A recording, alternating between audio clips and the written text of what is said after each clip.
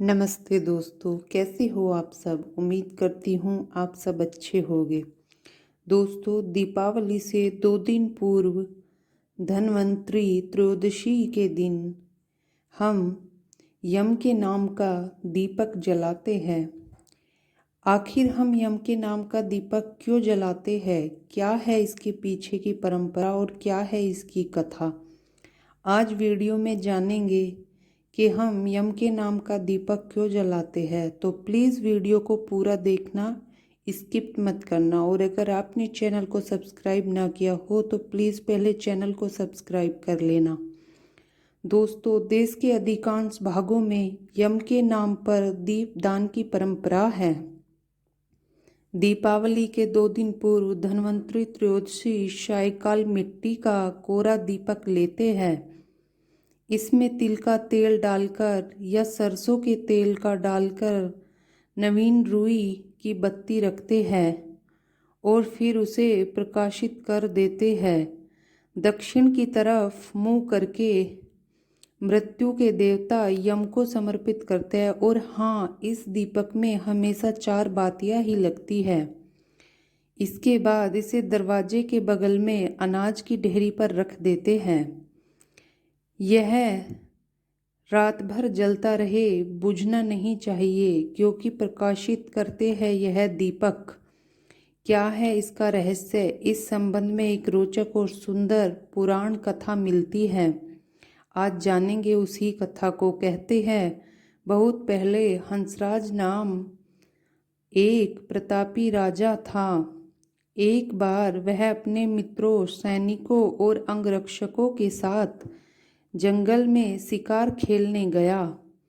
संयोग से राजा सबसे बिछुड़कर अकेला रह गया और भटकते हुए एक अन्य राज्य हेमराज के राज्य में पहुंच गया। हेमराज ने थके हारे हंसराज का भव्य स्वागत किया।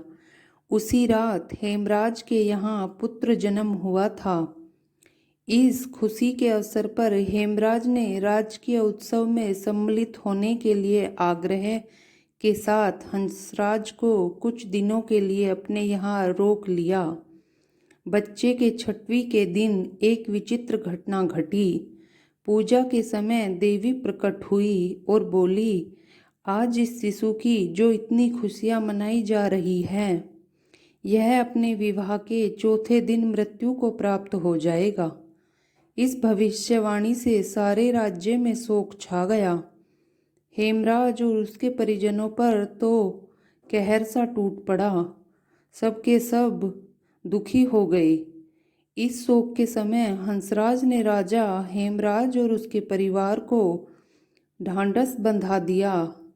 मित्र, आप तनिक भी विचलित न हो, इस बालक की मैं रक्षा करूंगा। संसार की कोई भी शक्ति इसका बाल बाका नहीं कर सकेगी। हंसराज ने यमुना के किनारे एक भूमिगत किला बनवाया और उसी के अंदर राजकुमार के पालन पोषण की व्यवस्था कराई। इसके अतिरिक्त राजकुमार की प्राण रक्षा के लिए हंसराज ने सुयोग्य ब्राह्मणों से अनेक तांत्रिक अनुष्ठान, यज्ञ, मंत्र जाप आदि की भी व्यवस्था करा रखी थी। धीरे धीरे राजकुमार युवा हुआ। उसकी सुंदरता और तेजस्विता की चर्चा सारे जग में फैलने लगी। राजा हंसराज के कहने से हेमराज ने राजकुमार का विवाह भी कर दिया। जिस राजकुमारी से युवराज का विवाह हुआ था वह साक्षात लक्ष्मी लगती थी। ऐसी सुंदर वर वधू की जोड़ी जीवन में किसी ने न देखी होगी। विधि का विधान, विवाह के ठीक 4थे दिन यम के दूत राजकुमार के प्राण हरण करने आ पहुँचे। अभी राज्य में मांगलिक समारोह ही चल रहा था। राज परिवार और प्रजाजन खुशियां मनाने में मग्न थे।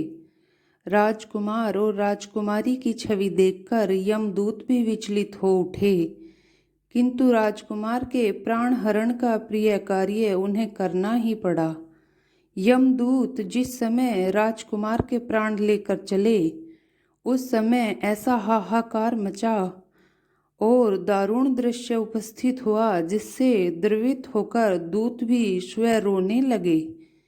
इस घटना के कुछ समय पश्चात एक दिन यमराज ने प्रसन्न मुद्रा में अपने दूतों से पूछा, दूतों, तुम सब अनंत काल से पृथ्वी के जीवों का प्राण हरण करते आ रहे हो, क्या तुम्हें कभी किसी जीव पर दया आई है और मन में यह विचार उठा है कि इसे छोड़ देना चाहिए? यम के दूत एक दूसरे का मुंह देखने लगे। यमराज ने उनके संकोच को भांपकर उन्हें उत्साहित किया, झिझको मत, अगर ऐसा प्रश्न आया है तो निर्भय होकर बताओ। इस पर एक दूत ने सिर झुकाकर निवेदन किया, मृत्युदेव, ऐसे प्रसंग तो कम ही आए हैं, किंतु एक घटना अवश्य हुई है जिसकी स्मृति मुझे आज भी विचलित कर देती है। यह कहते हुए दूत ने हेमराज के पुत्र के प्राण हरण की घटना सुना दी। इस दुखद प्रसंग से यमराज भी विचलित हो उठे। इसे लक्ष्य करके दूत बोला, नाथ, क्या कोई ऐसा उपाय नहीं है जिससे इस प्रकार की अकाल मृत्यु से प्राणियों को छुटकारा मिल जाए? इस पर यमराज ने कहा, जीवन और मृत्यु सृष्टि का अटल नियम है तथा इसे बदला नहीं जा सकता, किंतु धनतेरस को पूरे दिन का व्रत और यमुना में स्नान कर धन्वंतरी और यम का पूजन दृश्य अकाल मृत्यु से बचाव कर सकता है। यदि यह संभव न हो तो भी संध्या के समय घर के प्रवेश द्वार पर यम के नाम का एक दीपक प्रज्वलित कर देना चाहिए। इससे असमय मृत्यु और रोग से मुक्त जीवन प्राप्त किया जा सकता है। इसके पश्चात से ही धनतेरस के दिन धन्वंतरी के पूजन और प्रवेश द्वार पर यम दीपक प्रज्वलित करने की परंपरा चली आ रही है।